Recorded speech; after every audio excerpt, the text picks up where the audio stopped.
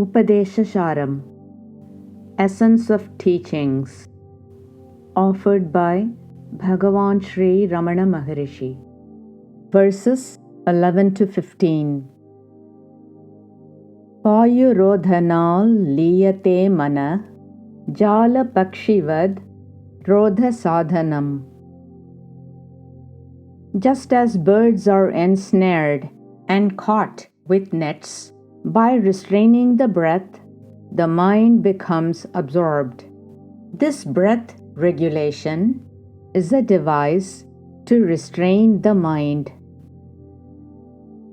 Explanation for this verse is as follows. Ramana Maharishi had conversations with several devotees about breath control as follows. In the absence of enquiry and devotion, the natural sedative pranayama, breath regulation, may be tried. This is known as Yoga Marga, the path of yoga. If life is imperiled, the whole interest centers around one point, the saving of life. If the breath is held, the mind cannot jump towards its pets, external objects. Thus, there is rest for the mind so long as the breath is held. All attention being turned on breath or its regulation, other interests are lost. Again, passions are attended with irregular breathing, whereas calm and happiness are attended with slow and regular breathing. Just a little control of breath will suffice to control the mind. The mind is the rider and the breath the horse. Pranayama, breath control, is a check on the horse. By that check, the rider is checked. Pranayama may be done just a little. To watch the breath is one way of doing it. The mind, abstracted from other activities, is engaged in watching the breath. That controls the breath, and in its turn, the mind is controlled. Pranayama, breath control, is meant for one who cannot directly control the thoughts. It serves as a brake to a car. Thus, Ramana Maharishi talks about breath control with his devotees. In this verse of SARAM, Maharishi gives an example of how the method of breath control works. He says, just like the device of using nets to restrain and catch birds, the mind can also be restrained and made to be absorbed within. Chittavayavas chitkriya shakhayordvayi shakti mulaka. The mind and the vital airs, expressed in thought and action, diverge and branch out like two branches of a tree. But they both spring forth from a single source of power. Explanation for this verse is as follows. In the previous verse, Maharishi said, just as birds are ensnared and caught with nets, by restraining the breath, the mind becomes absorbed. This breath regulation is a device to restrain the mind. In this verse, he tells us why this can be accomplished.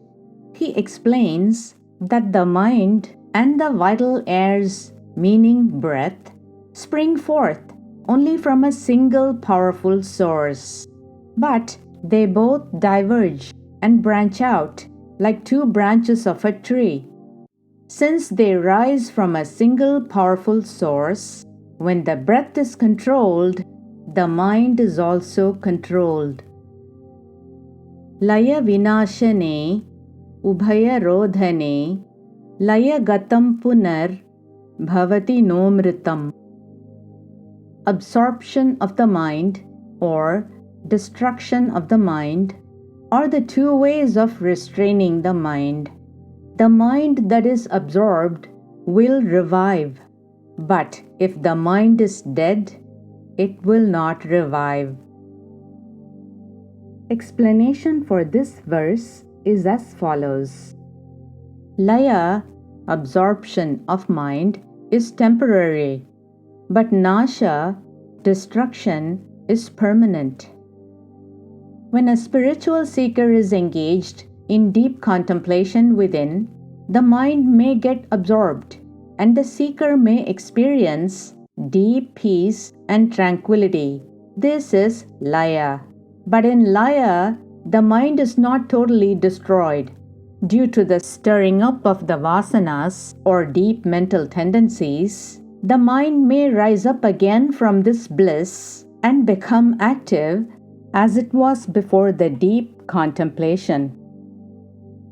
Laya, absorption of the mind, and the resulting deep peace and happiness may be a great feeling, but this is not quite enough for someone who has the goal of firmly abiding in the real self without swerving from it. Such a seeker should proceed further into transcending the mind and consciously merging into the heart center. This is manonasha, destruction of the mind. One way of describing manonasha, destruction of the mind, is completely losing the narrow, obstructed, and distorted vision that prevents one from truly seeing oneself as the real self because of the mind's limitations, mainly identification with the body.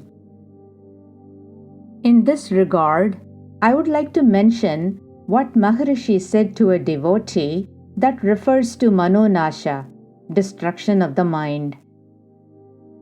Vasanakshaya, total elimination of all mental predispositions, manonasha, annihilation of the mind, atma sakshatkara, realization of the self, are all different expressions that have the same meaning. Prana bandhanat, lina manasam, eka chintanat, nasha metyada.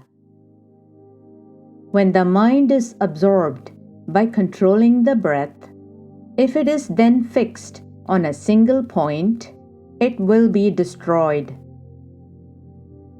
Explanation for this verse is as follows.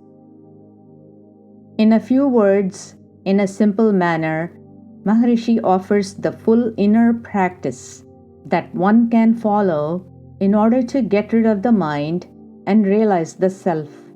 It is amazing. Maharishi once said to a devotee as follows. Those familiar with spiritual texts of logic or similar large works cannot relish small works like Truth Revealed that are dealing only with the real self because they have accumulated vasanas, deeply ingrained mental tendencies. Only those whose minds are less muddy or are pure can relish small and purposeful works. Accordingly, one who wants to realize the self and has been practicing Maharishi's teachings sincerely will truly appreciate the fact that this tiny verse contains the profound yet practical teachings that even countless, enormous volumes of scriptures and other texts with endless logic cannot provide. One other great quality I found in Ramana Maharishi's teachings is that his teachings or instructions are always complete. He doesn't leave us hanging with partial, incomplete information.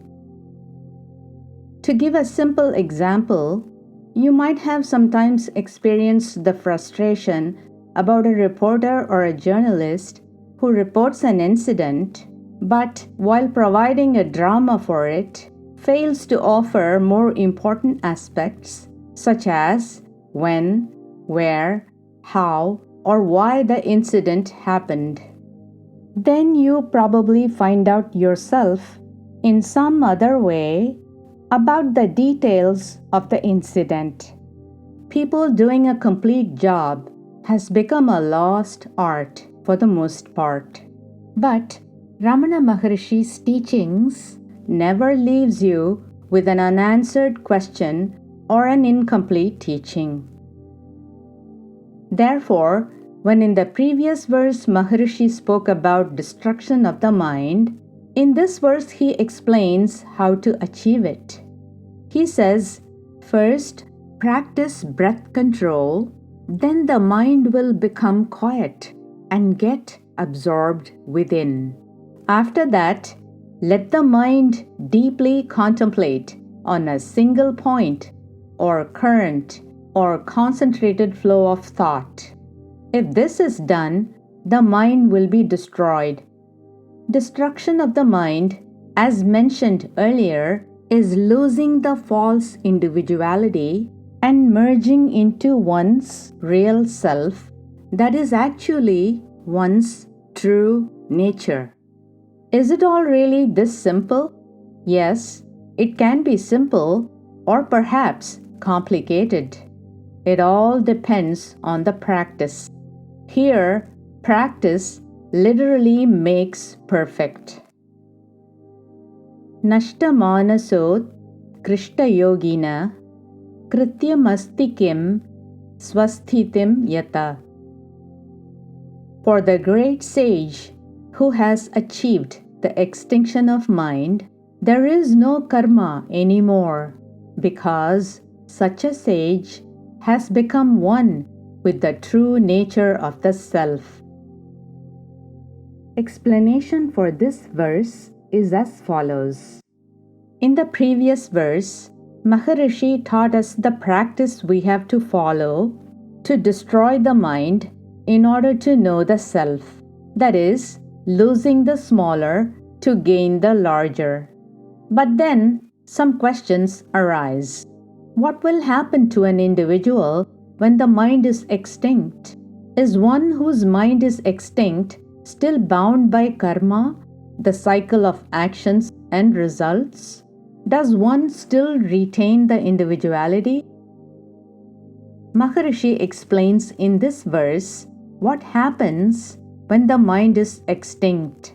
He says that when all form of mind has disappeared and the individual consciousness merges with the supreme consciousness, such a sage becomes one with the true nature of the self, that is as it is, perfect, eternal, and blissful.